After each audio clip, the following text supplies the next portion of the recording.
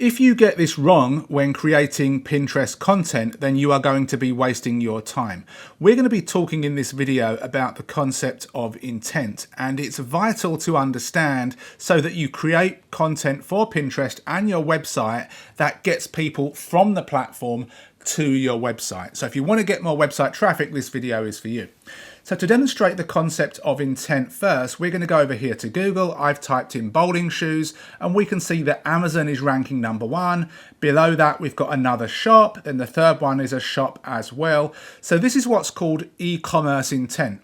People are typing in certain phrases on Google, on Pinterest as well, because they're looking to make a buying decision. Maybe they're going to buy, or maybe they're just doing some research to buy later. So if you create a web article all about bowling shoes and you're trying to get people to go from Pinterest to your website just to read all about bowling shoes, not to buy them, you're going to be wasting your time because this keyword has commercial intent. Now, if we do this keyword, bowling tips for beginners, then we can see as we scroll down that people are looking for information. 10 bowling tips for beginners, a listicle style article that is perfect on Pinterest.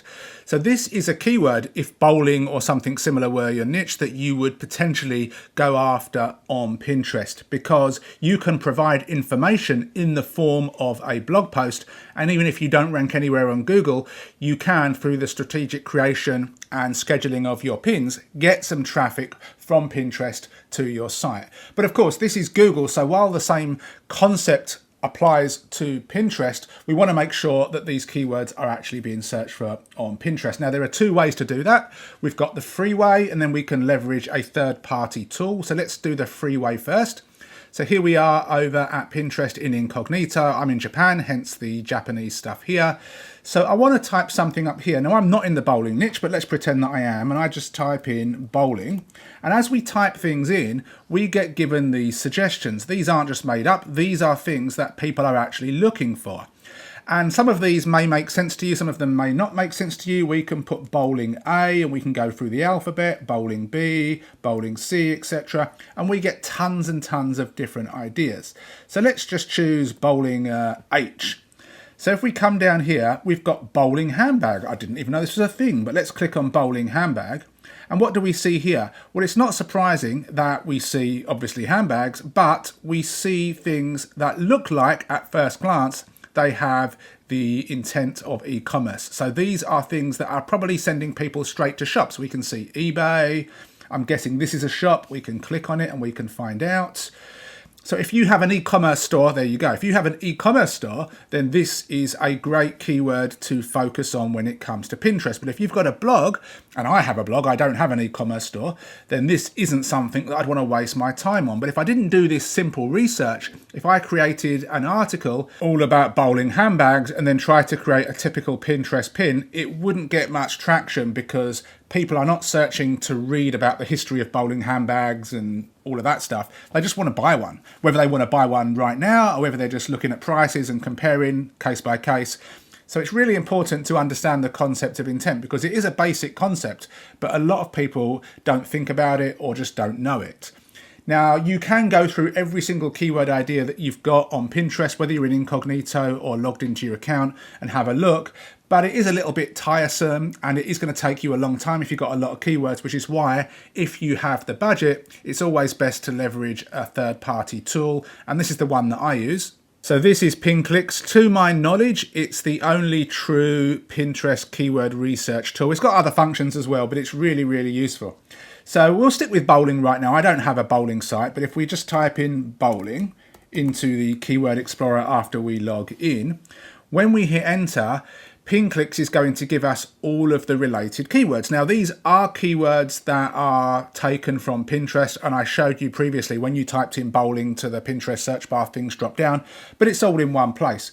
But what I can also do is I can check these boxes so that only official interests related to bowling are shown. So we've got bowling outfit, bowling outfit ideas, bowling aesthetic. We've got all of these different things down here. And then we can decide whether or not we want to do some more research. So bowling cake, what's bowling cake? I don't know. So we can click on see top pins. And this is where we find out the intent of the top ranking pins on Pinterest at a glance. So what we can do, let's just bring this down a little bit. So there's approximately 7,674 monthly searches for the term bowling cake. And if I hover over this, it takes me to a website. In fact, I need to hover over it. I can see it here. The second one says uploaded by user, as does the third and fourth. So these are people that are just, for whatever reason, I don't really get why people do this, but they upload an image to Pinterest and that's that. Maybe if they have an account with tons of stuff sending traffic back to their site and occasionally they just upload an image to Pinterest to please Pinterest, that's fine. But if that's all they do, it seems a little bit pointless to me. But we can see that the top ranking one right now, which was uploaded a little while ago in 2021, has been saved 953 times and it's got a pin score of 8, but it's ranking number 1, so it doesn't matter.